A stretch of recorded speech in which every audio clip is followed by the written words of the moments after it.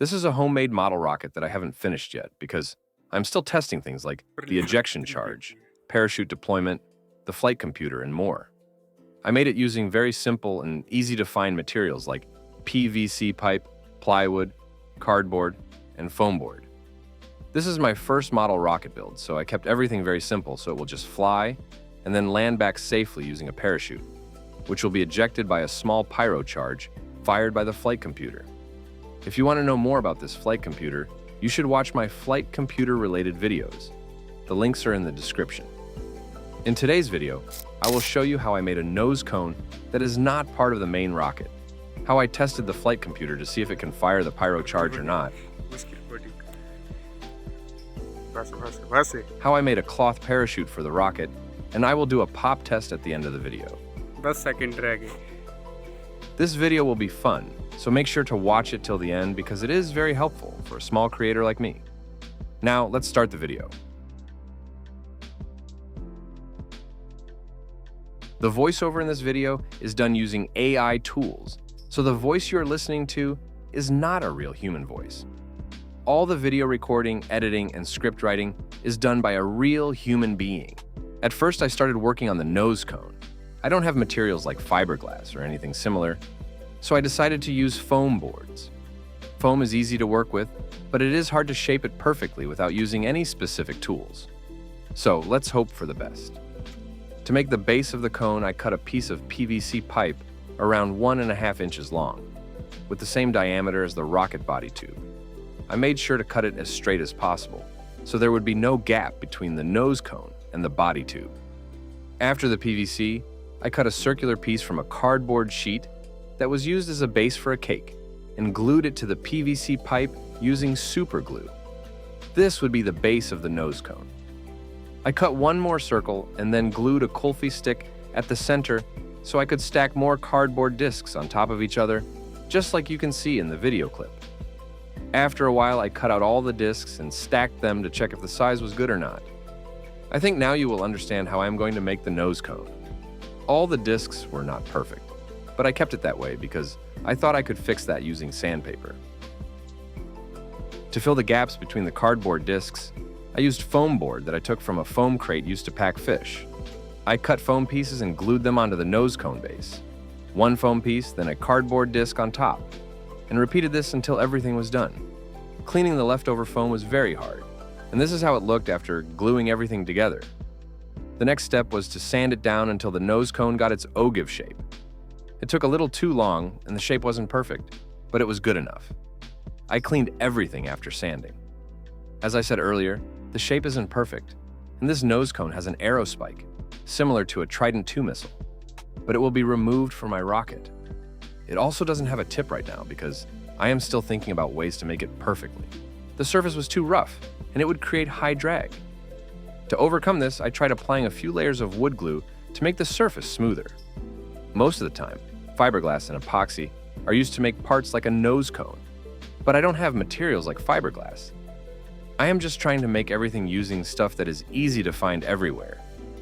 After applying the glue, I let it dry for a while, but even after that, the surface wasn't very smooth.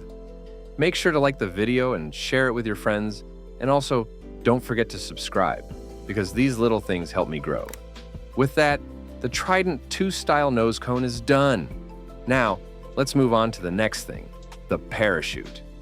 To make the parachute, I chose a thin white cloth that I found in my house, and it was perfect for a parachute. First, I cut a 90 centimeter by 90 centimeter square from the cloth. Then I folded it into a smaller square so I could cut it from one corner. I marked the lines and cut it, and in the end I got an 8-sided parachute. If you want to know how I made this parachute, there is a video link in the description. Go and watch it. The dimensions were not perfect, so I had to use thread and a needle to fix that. I had never done that before, so it was hard and time-consuming. I could have used a machine, but I don't know how to use it. Slowly and carefully I completed one side, only to find out that it was useless, so I just cut that part, leaving it as it was. Did you notice that nothing here is perfect? Maybe I am not a good builder, or maybe perfect things just don't exist. To make points to attach the lines to the parachute, I folded the corners and stitched the top part, leaving a gap inside to pass a piece of rope or something similar through it. This makes a strong point to attach the parachute lines. One by one, I completed all the corners, and it ended up looking something like this. Not very clean, but strong enough to recover the rocket. After that, I attached all the lines to the parachute. The string I'm using may look thin, but it is very strong. These strings are placed on top of a pond in a grid pattern to protect fish from birds. To make sure they don't fail in flight, I use double strings at each attachment point. The room isn't clean, so excuse the mess and focus on the parachute. It is looking promising, but it's a little too big, so I will cut a hole in the center because that hole makes the parachute more stable in flight. It looks like a jellyfish, doesn't it? I packed the parachute tightly, and it was looking like something from a cool video game. Then I started adding a sleeve to the nose cone. I added a PVC piece around 2 inches long to the nose cone and attached it to the rocket to see how the rocket was looking.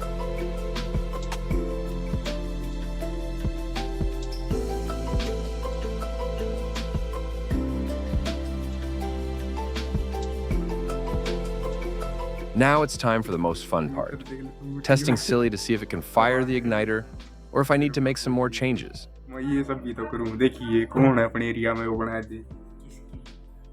I plugged Silly into the laptop and tested all its components, and everything was working just fine. I ran a 20-second delay code to test the igniter system.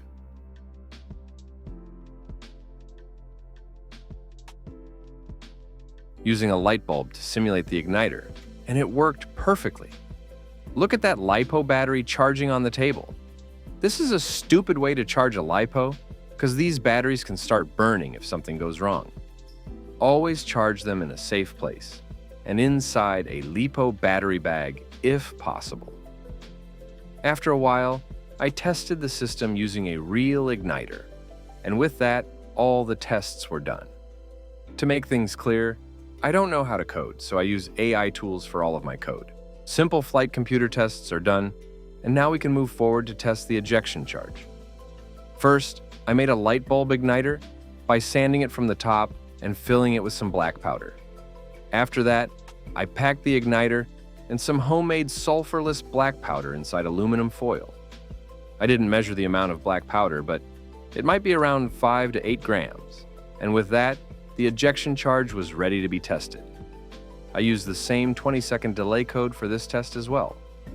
Now we are outside and completing the connections.